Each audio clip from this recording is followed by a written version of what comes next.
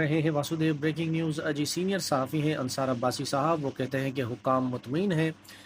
उन्हें मालूम है कि अनकरीब इमरान खान जेल से रिहा होते हुए नज़र नहीं आ रहे।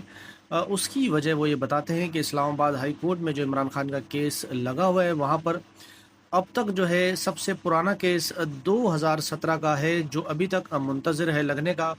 तो इमरान खान का जो इस्लामाबाद में अल कादिर ट्रस्ट वाला केस है, तो इस पर अंसार अब्बासी साहब खबर दे रहे हैं कि वो अनकरीब लगने वाला नहीं, और ना ही इमरान खान इतनी जल्दी छूटने वाले हैं। फिर हमने आपको एक अपडेट दी थी कि इमरान खान की बहन अलीमा खान साहिबा का बेटा जो है शहरेज़ खान, उसे कल रात अगवा कर लिया गया था, फिर गिरफ्तारी ज़ाहिर की, और आज ये खबर आ चुकी है कि अलीमा खान का जो दूसरा बेटा है शेर शाह, उसको भी गिरफ़्तार कर लिया गया है। एसएसपी इन्वेस्टिगेशन ने ये गिरफ़्तारी जो है वो कंफर्म कर दी है, और मामला वही 9 मई का है।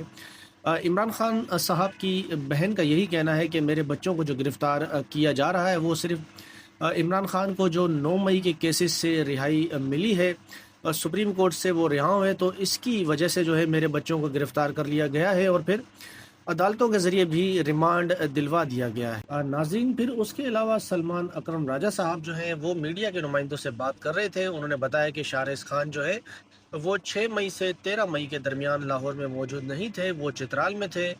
जो ये दस्तावेज़ात हैं वो हम अदालत के सामने पेश करेंगे। नाज़रीन, फिर आखिर में अलीमा खान साहिबा ने यही कहा कि हम डरने वाले नहीं हैं, हम इनकी इन हरकतों से डरेंगे नहीं।